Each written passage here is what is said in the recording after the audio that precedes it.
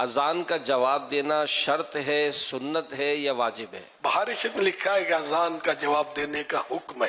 جب اذان دی جائے تو اس وقت بات چیت، کام کاج جہاں تک ممکن ہو روک کر اس کا جواب دے، ثواب بہت ہے اس کا. مدینے کے تاجدار صلی اللہ علیہ وسلم نے ایک بار فرمایا، اے عورتو، جب تم بلال کو اذان و اقامت کہتے سنو تو جس طرح وہ کہتے ہیں تم بھی کہو کہ اللہ پاک تمہارے لیے ہر کلمے کے بدلے 1,00,000 نیکیاں لکھے گا اور 1,000 درجات بلند فرمائے گا اور 1,000 گناہ مٹائے گا. خواتین نے سن کر عرض کی، یہ تو عورتوں کے لیے ہے، مردوں کے لیے کیا ہے؟ فرمایا مردوں کے لیے دگنا یعنی ڈبل. ابھی جو حدیث ہم نے سنی اس کی تفصیل سن لیجیے. اللہ اکبر اللہ اکبر یہ 2 کلمات ہیں. اس طرح پوری اذان میں کل 15 کلمات ہیں، 15 الفاظ ہیں.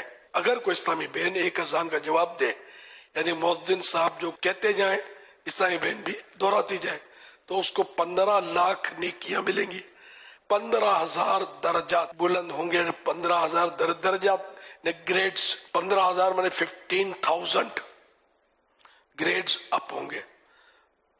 تو 15,00,000 میں 15 لاکھ نیکیاں ملیں گی اور 15,000 اور 15,000 گناہ معاف ہوں گے. اور عیسائی بھائیوں کے لیے یہ سب دگنا ہے، ڈبل ہے. فجر کی اذان میں 2 مرتبہ الصلاۃ خیر من النوم بھی ہے. تو یوں فجر کی اذان میں 17 کلمات ہو گئے، 17 ورڈز ہو گئے. اور اس طرح فجر کی اذان کے جواب میں 17 لاکھ نیکیاں، 17,000 درجات کی بلندی اور 17,000 گناہوں کی معافی ملی. اور عیسائی بھائیوں کے لیے دگنا. اقامت میں 2 مرتبہ قد قامت الصلاۃ بھی ہے. یوں اقامت میں بھی 17 کلمات ہوئے، یعنی 17 ورڈز ہوئے. تو اقامت کے جواب کا ثواب بھی فجر کی اذان کے جواب جتنا ہوا. الحاصل اگر کوئی اسلامی بہن اہتمام کے ساتھ روزانہ 5 نمازوں کی اذانوں اور 5 اقامتوں کا جواب دینے میں کامیاب ہو جائے تو اسے روزانہ 1,62,00,000 نیکیاں ملیں گی، 1,62,000 درجات بلند ہوں گے اور 1,62,000 گناہ معاف ہوں گے. اور اسلامی بھائی کو دگنا یعنی 3,24,00,000 نیکیاں ملیں گی، 3,24,000 درجات بلند ہوں گے اور 3,24,000 گناہ معاف ہوں گے. تو یوں بہت ساری نیکیاں اذان میں لوگ مصروف ہوتے ہیں، بات چیت کر رہے ہوتے ہیں، جو کر رہا ہے وہ کر رہے ہوتے ہیں، جاری ہوتا ہے. مطلب جو اس کا کوئی نوٹس نہیں لیتے، ایسی لے رہے ہوتے ہیں. تو ایسا نہیں کرنا چاہیے. اذان ہو تو سائلنٹ ہو کر جواب دینا چاہیے. اب جگہ جگہ سے اذانوں کی آوازیں آ رہی ہیں تو یہ کہ ہر اذان کا جواب تو ہر ایک دے نہیں سکتا. دے تو بھی صحیح ہے، ثواب ہے.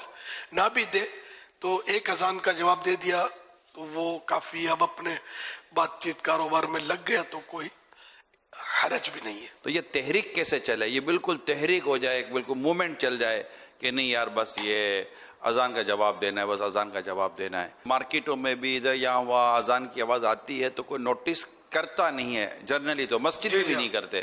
گھر میں اسلامی بہنیں کچن میں ہیں، کام کر رہی ہیں، پکا رہی ہیں، موبائل پہ باتیں کر رہی ہیں، اذان کی آواز آ بھی رہی ہوتی ہے، نہ ان کا پکانا بند ہوتا ہے. میں نہیں کہتا بھائی مطلب کہ سالن جلنے دے یا دودھ ابلنے دے، بھلے باہر نکل آئے، لیکن اگر ان کا مائنڈ بنا ہوا ہوگا کہ یار ہمیں اذان کا جواب دینا ہے اور یہ اتنی کروڑ نیکیاں، یہ لاکھوں درجات کی بلندی اور گناہوں کی مغفرت اور یہ بخشش کی جو باتیں ہو رہی ہیں، تو یہ تو روزانہ کی بنیاد پر. تو یہ پوری میں خود یہ بھی جیسے آج کوئی ایسی تحریک چلے، ہماری اسلامی بہنیں تحریک چلائیں، ہمارے اسلامی بھائی تحریک چلائیں کہ اذان کا جواب دو، اذان کا جواب دو.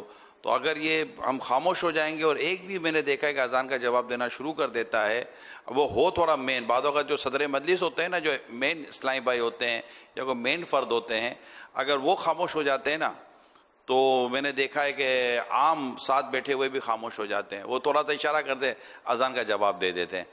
تو یہ ماشاءاللہ دیتے ہیں اسلامی بھائی، مل جل کے کریں تو. جیسے ہمارے حلقہ نگران بنے ہوئے، اب ماشاءاللہ یہ پتہ نہیں کتنے 100 یا سینکڑوں ان کے ماتحت ہوں گے.